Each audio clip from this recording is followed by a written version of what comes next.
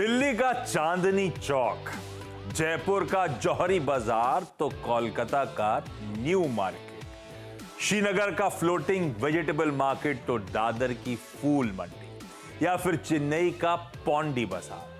भारत के ये खूबसूरत बाजार दुनिया भर में मशहूर है, लेकिन एक बाजार और भी है जिसकी धूम पूरी दुनिया में है। जी हां, मैं बात कर रहा हूं बेमिसाल भारतीय शेयर मार्केट की, जो कि एक से बढ़कर एक शानदार नगीनों से सजा है।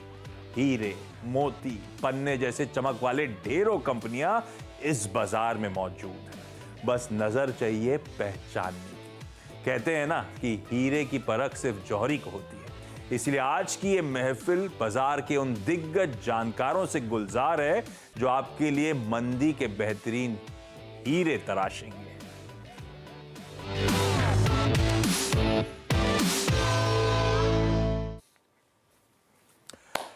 भाई अपफ्रंट हीरे तराशने में मदद करने वाले कौन कौन है दिखा देता हूं आपको आपकी स्क्रीन पे।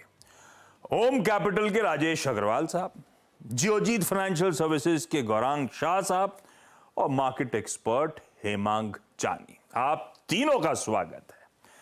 अच्छा, नाम से तो आप लोग समझ गए होंगे, हमने ज्यादा कुछ छुपाने की कोशिश की नहीं। भाई बॉलीवुड ठंडा पड़ा हुआ है, कोई नोटवर्दी रिलीज इस समय है नहीं। गौरांग सर, नहीं गए ना आप? सिनेमा घर का दरवाजा नहीं खटखटाया ना? ये मेरा खर्चा बढ़ जाता है आशीष। और हकीकत में बताओ, जैसे मैंने पिछले बार कहा था आपको और सभी माननीय उस मंच पर जो उपस्थित है महानुभाव, उनको भी आश्चर्य होगा कि 13 साल पहले 3 इडियट्स जाकर के हमने मल्टीप्लेक्स में जाकर के देखी। उसके बाद अवसर ही नहीं मिला और जाने का मन भी नहीं किया, तो खर्चा काफी बच गया हमारा, और वही पैसा हमने शेयर बाजार में लगा दिया। तो वो अच्छा किया आपने, लेकिन 13 साल गौरांग सर वो हैं जो किसी सोशल मीडिया प्लेटफॉर्म पे भी आपको नजर नहीं आएंगे। खैर, अगर आप लोग देखेंगे नहीं तो भाई बॉलीवुड वाले बनाएंगे बेचारे क्या और किसके लिए? यही दिक्कत हो रही है शायद। पर अपना काम है आइडियाज तलाशते रहने का। तो ऐसे में अपन ने ओटीटी का दरवाजा खटखटाया और वहां पे एक ही चीज चमक रही है, एक ही चीज सबसे ज्यादा बातचीत हो रही है, एक ही बहुचर्चित है, वो है संजय लीला भंसाली साहब की हीरा मंडी। एक period drama television series Lahore की हीरा मंडी, और बैकड्रॉप एरा है इंडियन इंडिपेंडेंस का जो स्ट्रगल चल रहा था उस समय की। और क्या स्टार कास्ट है, इमेज स्क्रीन पे लेकर आइएगा। मनीषा कोइराला, सोनाक्षी सिन्हा, अदिति राव हयाद्री, रिचा चड्ढा, फरीदा जलाल वगैरह वगैरह, लंबी लिस्ट है वो इमेजेस आती हुई। और भंसाली साहब जाने जाते हैं वैसे अपने मैजेस्टिक सिग्नेचर फ्लेयर के लिए, वो क्या लव एंड बिट्रेयल स्टोरीज को लेकर खास तौर पे। तो राजेश सर, होगा तो ग्रैंड सा ये है ना टेलीविजन सीरीज। आपने इसके ट्रेलर देखे क्या? गुड आफ्टरनून आशीष जी, और गौरांग साहब और हेमंग सर दोनों को नमस्कार। और गौरांग सर ने ये कहा कि 13 साल से वो देखने नहीं गए, बहुत आश्चर्य की बात है। लगता है उन्होंने पीवीआर पे निवेश नहीं किया हुआ है। तो मैं ये कहूँगा कि साल खत्म होते होते 14 साल का वनवास पूरा हो जाएगा और चले जाए ताकि इंडस्ट्री चलती रहे। खैर, हीरा मंडी पे अगर वापस आए तो आपने सही कहा कि संजय लीला भंसाली साहब जाने जाते अपने grand sets, grand music, grand songs की वजह से। जो स्टार कास्ट आपने गिनाई उसमें आपने फरदीन खान को छोड़ दिया, शेखर सुमन को छोड़ दिया, ऐसे और भी कई बड़े नाम हैं। नहीं, तो फरदीन खान छोड़ दिया होगा, वो दूसरी गलती से मिस हो गई। फरदीन खान तो मैंने देखा भी नहीं था, सॉरी। नहीं, फरदीन खान भी है, शेखर सुमन भी है, फरीदा जलाल है। इसके अलावा भी बहुत ऐसे जाने माने चेहरे नजर आएंगे। मेरे हिसाब से इतनी बड़ी स्टार कास्ट के साथ शायद ही कोई वेब सीरीज आई हो नेटफ्लिक्स पे, Hindi web series I would say, और जो ट्रेलर्स मैंने देखे, सीरीज कैसी होगी नहीं होगी वो बोलना अभी इस वक्त मुश्किल है, आपको भी पता है अभी रिलीज नहीं हुई है, बट ट्रेलर्स बहुत ही एक्साइटिंग थे, बहुत शानदार थे।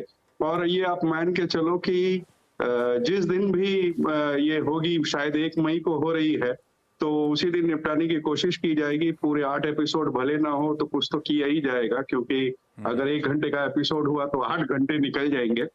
बट ये बता दूं कि ये संजय लीला भंसाली साहब की, अगर मैं गलत नहीं हूं तो 10-12 साल से ये आइडिया उनके दिमाग में है, और कई बार उनके इंटरव्यूज वगैरह आए, उसमें उन्होंने इसकी चर्चा करी थी बनाने की। हाँ। और फिलहाल आखिरकार ये वेब सीरीज के रूप में आई, और अच्छा है। फिल्म के रूप में आती तो 2-3 घंटे में कहानी को समेटना पड़ता। वेब सीरीज में आपके टाइम बाउंडेशन नहीं है, आप 8 घंटे 10 घंटे चला सकते हो, जिसमें आप बहुत डिटेलिंग में जा सकते हो। नहीं, सही कह रहे हो आप। 1 मई भाई छुट्टी का दिन है जब ये सीरीज रिलीज होगी। और अजय सर वैसे मजाक नहीं कर रहे हैं, ये चाहें तो एक दिन में 8 घंटे का निपटा सकते हैं, क्योंकि ये वो उनमें से हैं जो back to back picture hall में 3 मूवीज निपटा के आते हैं। ये एक देखी हुई ना आपने, एक ही दिन में 3 पिक्चर है एक ही हॉल में। बहुत बार ये हाल है, बहुत बार। तो कहाँ 8 घंटे घर बैठ के तो एकदम निपट ही जाएगी।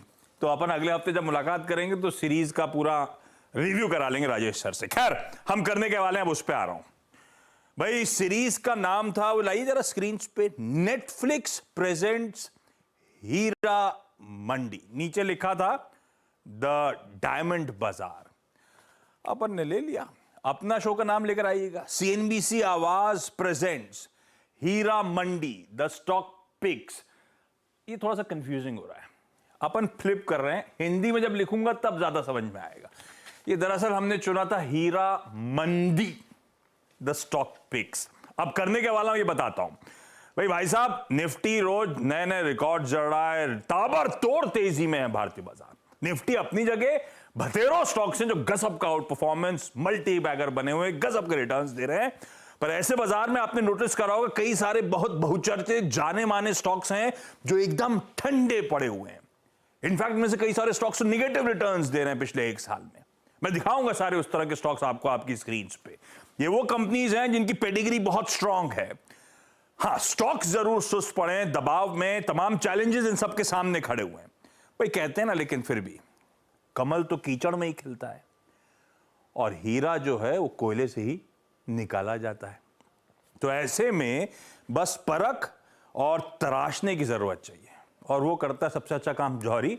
इसीलिए अपफ्रंट हमने कहा था 3 जौहरी हैं आज शो में जो ऐसे ही हीरे तलाशने में हमारी मदद करेंगे। तो आई गेस काफी हद तक क्लैरिटी आ गई होगी किस तरह के स्टॉक्स की आज चर्चा होनी है। लाइए भाई एक एक करके सारे स्टॉक्स और इन एक्सपर्ट्स के साथ बातचीत की शुरुआत करता हूं। सबसे पहले LTI माइंट्री।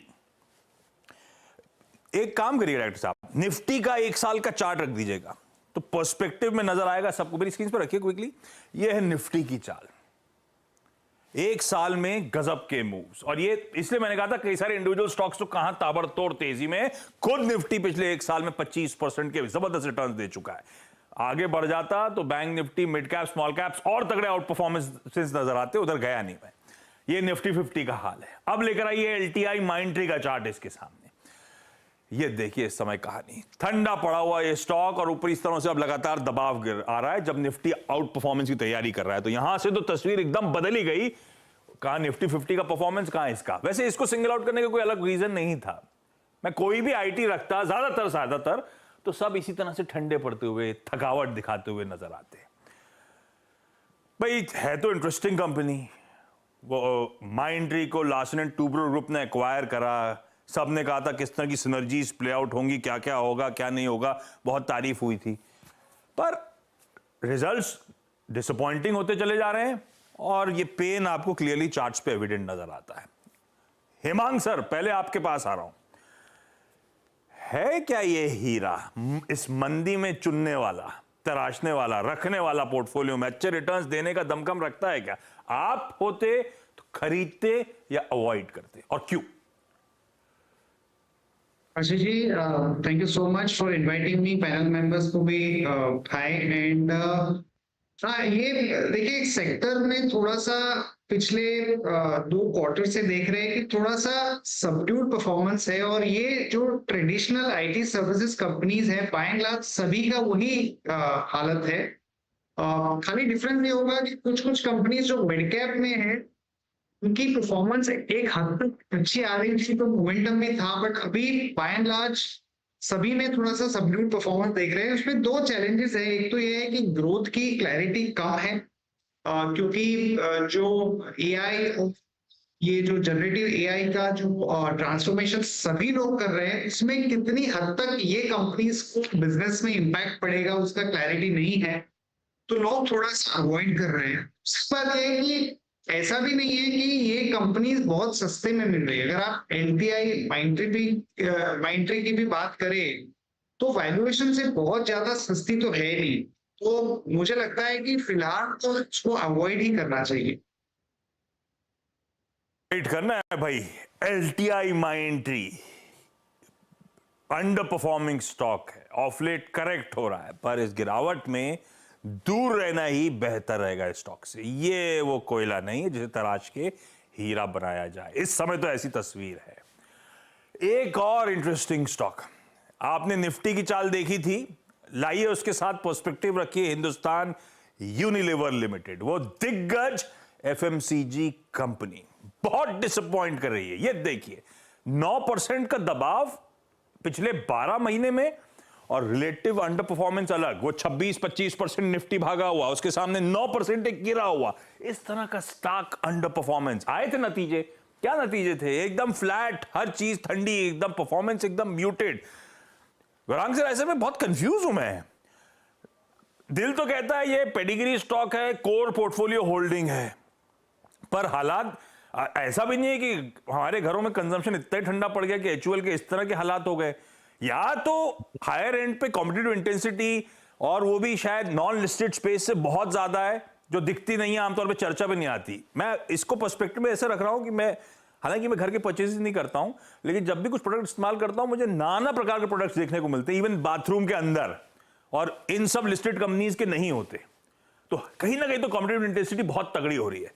ये एचयूएल रखने लायक है या नहीं? पहले तो बहुत बहुत धन्यवाद इस मंच पर आमंत्रित करने के लिए। आप सभी को शुभ दिन और सादर प्रणाम हमारे तरफ से। रखने देखिए, एक चीज है, अगर आप नहाते समय अच्छे वक्त में डव साबुन का इस्तेमाल करते होंगे आशीष भाई, तो महंगाई के समय में आप डव को छोड़ करके शायद लाइफ बॉय पर आ जाएंगे। भगवान न करे लेकिन ऐसे आप दिन आए नहाना वैसे। हाँ, लेकिन आप बात सही कर रहे हो। लेकिन आप नहाना नहीं छोड़ेंगे, है ना? बाल अगर आप हफ्ते में 4 बार धोते होंगे, शैम्पू कंडीशनर इस्तेमाल करते होंगे, तो शायद महंगाई के समय में आप 2 या 3 बार। तो फिर नंबर में आ क्यों नहीं रहा? कुछ ना कुछ तो ग्रोथ आनी चाहिए थी, ठंडी पड़ गई एकदम। मैं वहीं पर आ रहा हूं, 30 सेकंड या 40 सेकंड का समय दीजिए। देखिए, चौथी तिमाही के नतीजे को छोड़ दीजिए, आप तीसरी तिमाही के नतीजे जो हमने देखे आशीष भाई, वो बारिश का मौसम बहुत ही विचित्र था। कहां पर ज्यादा, कहां पर कम, कहां पर उम्मीद से बिल्कुल कम, और कहां पर सूखा पड़ा हुआ था। तो जाहिर है कि ग्रामीण मध्यम ग्रामीण भाग से जो मांग आते हुए सहारा देती थी वॉल्यूम ग्रोथ को, मुनाफे को, वो नहीं हो रही थी। प्रीमियम प्रोडक्ट्स बिक नहीं रहे थे, एंट्री लेवल प्रोडक्ट्स बिक रहे थे, जहां पर मुनाफे का मार्जिन बहुत कम होता है। चौथी तिमाही के नतीजे, परिस्थिति में इतना सुधार नहीं हुआ, लेकिन हमारी सोच और विचारधारा ये कहती है, पहले तो एचयूएल पर खरीदारी गिरा है, स्पष्ट रूप में बता रहा हूं, 2850 तक के लक्ष्यांक है लंबी अवधि के लिए। और हमें लग रहा है कि ये जो नया वित्तीय साल शुरू हुआ है, शायद दूसरी तिमाही के में, यानी कि पहली तिमाही के पश्चात दूसरी तिमाही जब आएगी, तब आपको चुनाव संपन्न होते हुए नजर आएगी, सरकार बनते हुए नजर आएगी, pro poor, pro agri, pro semi urban, semi rural India policies होती हुई नजर आएगी। खर्च करने की ताकत, जो कि ज्यादातर जो हमारी जनसंख्या है उसका प्रतिशत में अगर आप देखें तो ग्रामीण मध्यम ग्रामीण गांवों कस्बों में बसा हुआ है, उनके पास पैसा आना शुरू होगा, खर्च करने की ताकत बढ़ जाएगी। ये पूर्ण विचारधारा सामने रखते हुए, और जो चित्र भी आपने बताया था निफ्टी का 26% के आसपास का ऊपर की तरफ का दायरा, और एचयूएल में 8-9% का नीचे, बहुत बड़ा मौका है हमारा हिसाब से आशीष भाई, बशर्ते कि आपका नंबर नजरिया लंबी होती का हो। और मैं एक बात अक्सर कहता हूं हमारे ही चैनल सीएनबीसी आवाज पर, भारत खपत से चलने वाला देश था, है और रहेगा। और सबसे अच्छी बात यह है कि 35% आबादी युवा है, जिसकी उम्र 28 से 30 साल या उससे नीचे की है। Beautifully put across. भाई साहब, एक तो हीरा मिल गया है, ठंडा पड़ा हुआ है, कुछ नहीं कर रहा है, पिट रहा है, अंडर परफॉर्म कर रहा है, लेकिन अगर पेशेंस रखें, थोड़ा समय दें, तो बेहतरीन लेवल्स हैं एचयूएल में खरीदारी करने के। गौरांग सर के हमेशा कंजर्वेटिव टारगेट्स होते हैं, मैंने हमेशा ध्यान दिया है। 2850 के कंजर्वेटिव टारगेट, यानी कि यहां से अच्छे खासा उछाल, आप मान के चलिए स्टॉक अच्छा परफॉर्म करेगा। इसका मतलब रखिए भाई एचयूएल है एक बाय आइडिया गौरांग सर की तरफ से। बंधन बैंक को लेकर आइए, उसके बाद राजेश सर के पास चला जाए, इन्हीं के इलाके का है एक और डिसअपॉइंटमेंट हमारे लिए। 20% पिछले 12 महीने में गिरा, हालात देख रहे हैं आप लोग, और वो निफ्टी का आउट परफॉर्मेंस तो छोड़ देता हूं मैं। राजेश सर, बहुत सारे सवाल आते हैं। बंधन बैंक, अच्छा इसके साथ सरदर्द है, रीजनल प्ले था तो वेस्ट बंगाल, कभी वो असम के इश्यूज, अब तो खैर मैनेजमेंट का बदलाव होना है, पता नहीं शिप कैसे स्टीयर होगी आगे चलते हुए, बहुत इफ्स एंड बट्स हैं। पर वो क्या, हम लोग की आदत है, जो पिटा होता है उसमें उम्मीद में घुस जाते हैं कि वापस उतना तो दे देगा क्या। बंधन बैंक इन लेवल्स पे एक्यूमुलेट करना है, खरीदना है, या इससे बेहतर बहुतेरे विकल्प हैं, काहे पंगा लें इससे। देखिए, ऐसा है कि पहले तो हम बंधन बैंक पे तो बात करते हैं, तो इसकी 6000 से ज्यादा बैंकिंग आउटलेट्स है, जो अपने आप में बहुत बड़ी क्षमता कही जा सकती है, कंसिडरिंग की बहुत नया एंट्रेंट है बाजार में। दूसरे लोन एंड एडवांसेस में 18% की बढ़त हुई, डिपॉजिट्स में 25% की बढ़त हुई, सारे पायदान पे खरा उतर रहा था। लेकिन जो आपने शुरुआत में कहा ना कि दिक्कतें असम से आ रही हैं, छोटे रीजनल प्ले से आ रही है, जो दिक्कत दे रही है, क्योंकि वहां पर उतना जो रीपेमेंट होता है वो थोड़ी सी दिक्कत से हो रहा है। लेकिन फिर भी अगर आप देखेंगे तो करीब करीब कलेक्शन एफिशिएंसी जो है 99% तक आ गई। अब दिक्कत इसमें दो है कि एक वो आसाम वाली जो दिक्कत अपनी जगह बनी हुई है, जो कि कब ठीक होगी नहीं होगी बोलना इस वक्त बहुत मुश्किल है। दूसरे जो सीईओ साहब ने अभी जो उनका एक्सटेंशन था वो नहीं लिया और वो उन्हें छोड़ दिया, तो दो सवाल आते हैं कि एक्सटेंशन होने के बावजूद उन्होंने क्यों नहीं लिया। दूसरे, अब जो नए मैनेजमेंट आएंगे उनकी स्ट्रेटेजी क्या रहेगी। और कई बार ऐसा होता है कि जब नए मैनेजमेंट किसी बैंक में आते हैं ना, तो वो पुराने राइट ऑफ्स वगैरह ज्यादा हो जाते हैं, तो उस तिमाही में या 2 तिमाही तक नतीजत में थोड़ा दबाव देखने को मिलता है, अक्सर मैंने एक्सपीरियंस किया है। तो हमें लगता है कि मौजूदा स्तर से इसमें और भी गिरावट आ जाती है, और 170 के टारगेट के साथ इसमें थोड़ा सा मैंने ये रखना चाहिए कि 170 के आसपास आएंगे तब ले, या किसी के पास है तो इस वक्त वहां से थोड़ा अवॉइड ही करें तो बेटर होगा। अरे अवॉइड ही करें, बेहतर होगा। ये हाल है इस समय बंधन बैंक का। एक और इंटरेस्टिंग स्टॉक जो बहुत चर्चा में, हम सबको एक समय बहुत पसंद आता था, आजकल दिन थोड़े से लद गए, एशियन पेंट्स। धंधे को लेकर इश्यू नहीं है मुझे लगता है, ठीक है, रन तो मिल धंधा तो ठीक ही चल रहा है। ये इस साल के बदलते समीकरण है, कॉम्पिटिटिव इंटेंसिटी, एक बड़ा प्लेयर एग्रेसिव केपेक्स के साथ पेंट लॉन्च करता है और बहुत एग्रेसिव प्राइसिंग भी रख देता है सरप्राइजिंगली, और डीलर्स को पुश भी बहुत तगड़ा करने की कोशिश कर रहा है। काफी डिस्प्लेस करने का मन है, क्योंकि नंबर 2 प्लेयर बनना चाहते हैं, तो फिर इसीलिए सारा पेंट सेक्टर नर्वसनेस के साथ अप्रोच करना पड़ेगा। और इसको पिछले कंपटीशन से हमेशा तुलना करना कि उभर ही आते हैं, इस बार कंपटीशन तगड़ा है, स्टिफ है, बड़ा प्लेयर है, बड़े केपेक्स के साथ across the length and breadth of this country aggressively उतरा है। हेमांग सर, इतनी सारी चीजों के बाद, कंसर्न्स के बाद, अभी भी विश्वास बना हुआ है क्या? एशियन पेंट्स उभरेगा क्या? लेवल्स अट्रैक्टिव हैं, पर मुझे आउटलुक समझ में नहीं आ रहा, मदद करो, ये हीरा है या नहीं? बिल्कुल हीरा है आशीष जी। और ये सारी बातें जरूर से आती है कि बड़ा तगड़ा प्लेयर आ गया है और काफी उसकी विजिबिलिटी भी है, पर अगर आप देखें उसकी परफॉर्मेंस वॉल्यूम ग्रोथ के अंदर और जिस तरह की डिस्ट्रीब्यूशन है, मुझे नहीं लगता कि ऐसी कोई बड़ी ग्रोथ के अंदर प्रॉब्लम आएगी। ये जरूर है कि थोड़ा सा मार्केट शेयर, जब कोई बड़ा प्लेयर आता है तो थोड़ा सा इम्पैक्ट आता है, बट आई डोंट थिंक कि ऐसा कोई मेजर ग्रोथ के ऊपर कंसर्न है। और जो बाकी के बिजनेसेस है एशियन पेंट्स के, चाहे वो किचन का है, होम डेकोर का है, इंडस्ट्रियल सेगमेंट के अंदर है, उनकी काफी अच्छी पकड़ है और वहां पे एक अच्छा ग्रोथ देखने को मिल सकता है। स्टॉक हमेशा महंगा रहा है, हमेशा बड़ा वेल्थ क्रिएशन भी किया है। हो सकता है कि 6 महीना एक साइडवेज रहे, वो कोई भी सेक्टर में कोई भी कंपनी के साथ हो सकता है। पर मुझे नहीं लगता कि इसको हमें ये लेवल पे ये समझ के निकाल देना चाहिए कि भाई कोई नया प्लेयर आ गया तो आगे चल के क्या होगा। ये कोर पोर्टफोलियो में होना ही चाहिए और हमें लगता है कि यहाँ से भी 15 to 18% का ग्रोथ CAGR देखने का दाव कम लगता है।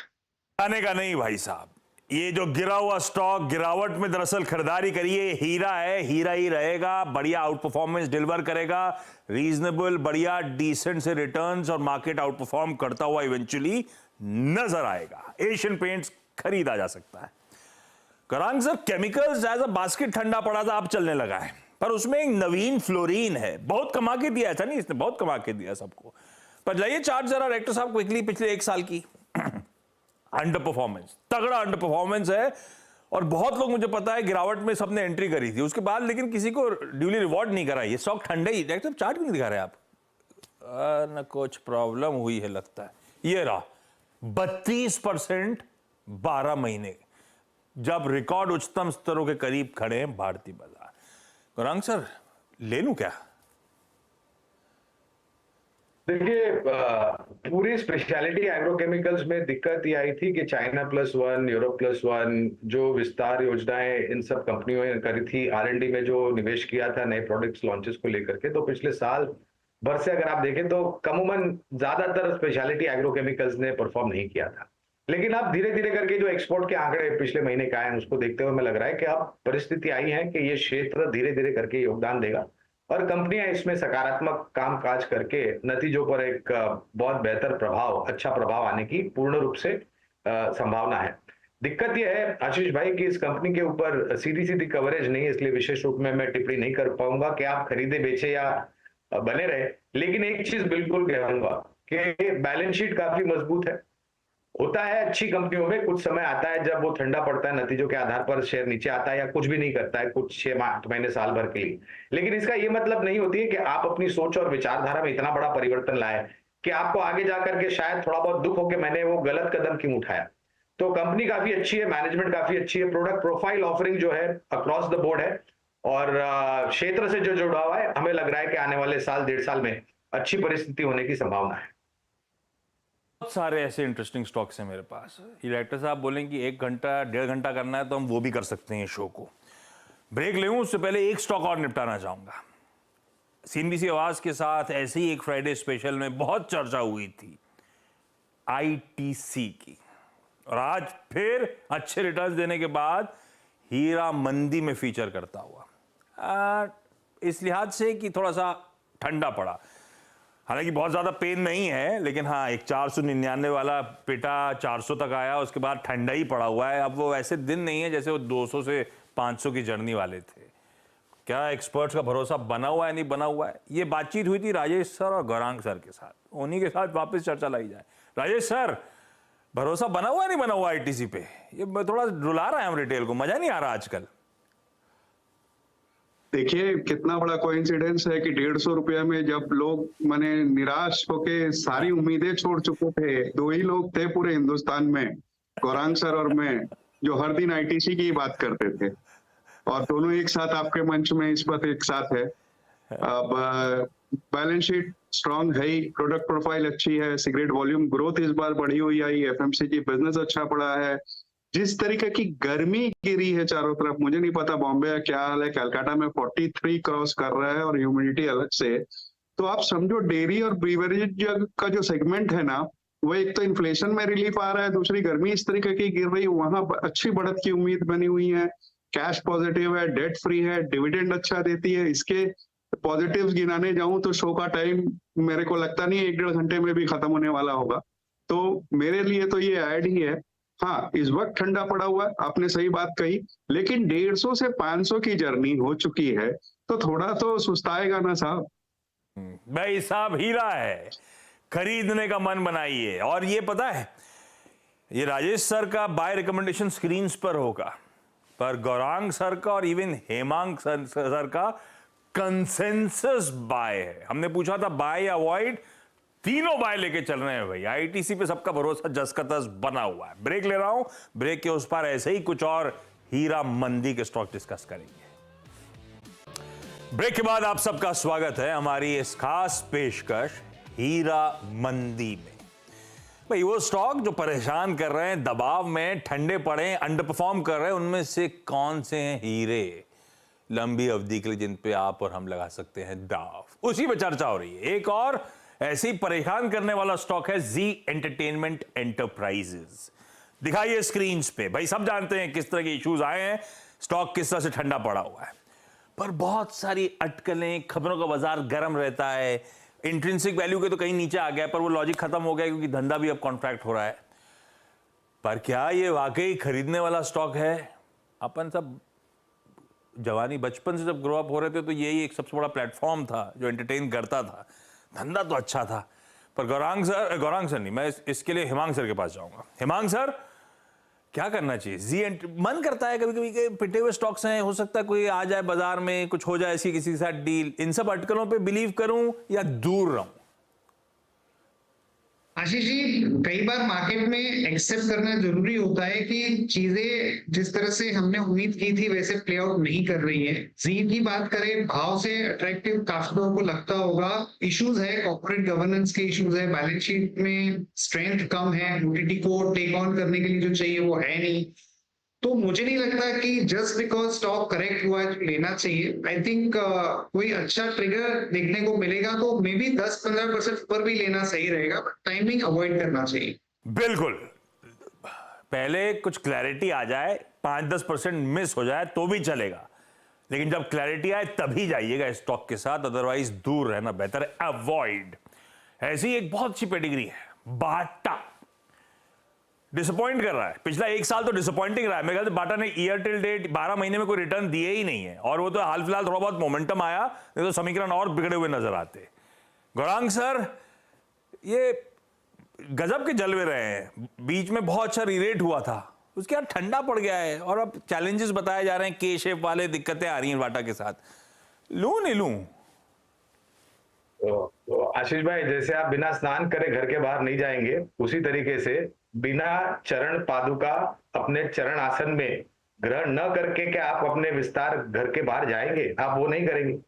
बाटा एक सबसे पुरानी कंपनी है, नए प्रोडक्ट लॉन्चेस हो रहे हैं, कंसोलिडेशन ऑफ ब्रांचेस हो रहा है, पीएलआई स्कीम के तहत चर्म उद्योग को बहुत सारा प्रोत्साहन मिल रहा है। हमारी बुनियादी दर के आधार पर खरीदारी की राह है, 1700 तक के लक्ष्यांक है। पादुका, फिर क्या बोले? सब निकल गए। चरण आसन, घर को क्या बोले आप? मैं भी भूल गया अभी मैंने क्या बोला। बाप रे बाप, जो भी बोला सुनने में बहुत अच्छा लगा। भाई साहब, बाटा खरीदारी करने का कॉल है, रिवाइंड करके सुनिएगा जो गौरांग सर ने बोला था, सुनने लायक था भाई साहब। बाटा पे एक बाय का आइडिया आ गया। आखिरी में जाते जाते जहां से डिस्कशन शुरू हो गया था, पीवीआर आइनॉक्स, ये स्टॉक भी परेशान कर रहा है भाई साहब। कहां चलना शुरू हुआ था, उसके बाद वापस करेक्ट हो गया। ईयर 12 महीने के रिटर्न्स आपकी स्क्रीन पर। राजेश सर के पास चला जाए। राजेश सर, आंधी नहीं पिक्चर है तो कैसे चलेगा स्टॉक, पर है कैसा एट दीज लेवल्स? हीरा है क्या, खरीदना है क्या?